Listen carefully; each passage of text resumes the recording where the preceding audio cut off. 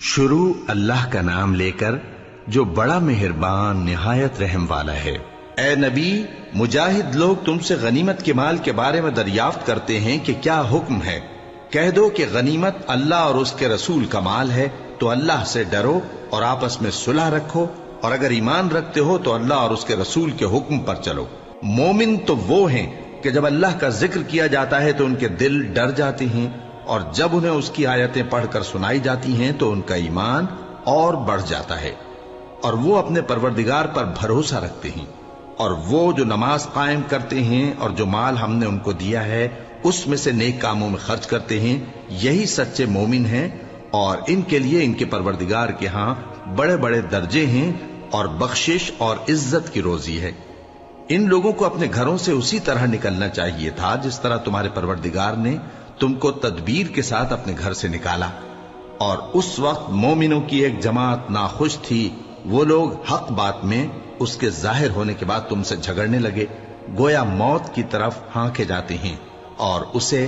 دیکھ رہے۔ اور اس وقت کو یاد کرو جب اللہ تم سے وعدہ کرتا تھا کہ ابو سفیان اور ابو جہل کے 2 گروہوں میں سے ایک گروہ تمہارے لیے مغلوب ہو جائے گا، اور تم چاہتے تھے کہ جو قافلہ بے شان و شوکت یعنی بے ہتھیار ہے وہ تمہارے ہاتھ آ جائے، اور اللہ چاہتا تھا کہ اپنے فرمان سے حق کو قائم رکھے اور کافروں کی جڑ کاٹ دے، تاکہ سچ کو سچ اور جھوٹ کو جھوٹ کر دے،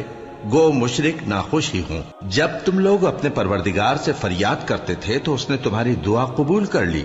اور فرمایا کہ تسلی رکھو، ہم 1000 فرشتوں سے جو ایک دوسرے کے پیچھے آتے جائیں گے تمہاری مدد کریں گے۔ اور اس مدد کو اللہ نے محض بشارت بنایا تھا کہ تمہارے دل اس سے اطمینان حاصل کریں،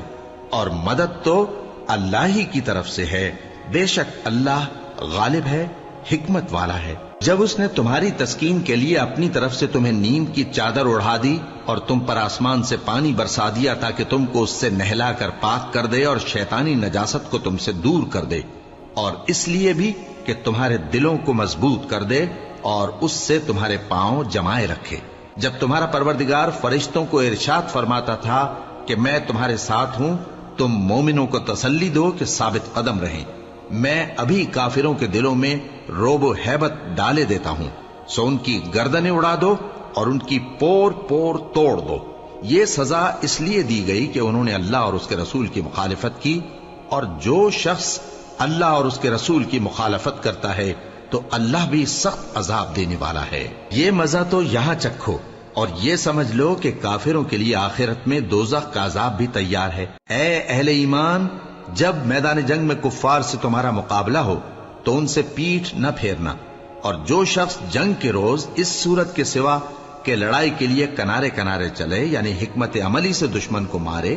یا اپنی فوج میں جا ملنا چاہے، ان سے پیٹھ پھیرے گا تو سمجھو کہ وہ اللہ کے غضب میں گرفتار ہو گیا، اور اس کا ٹھکانہ دوزخ ہے،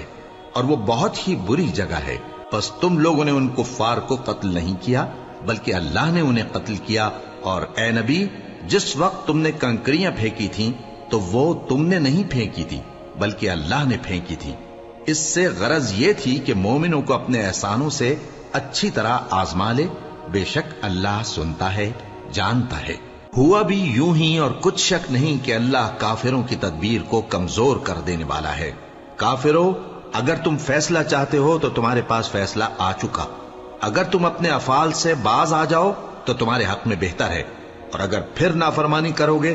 تو ہم بھی پھر تمہیں عذاب کریں گے، اور تمہاری جماعت خواہ کتنی ہی بڑی ہو تمہارے کچھ بھی کام نہ آئے گی، اور اللہ تو مومنوں کے ساتھ ہے۔ اے ایمان والو، اللہ اور اس کے رسول کے حکم پر چلو اور اس سے روگردانی نہ کرو جبکہ تم سنتے بھی ہو۔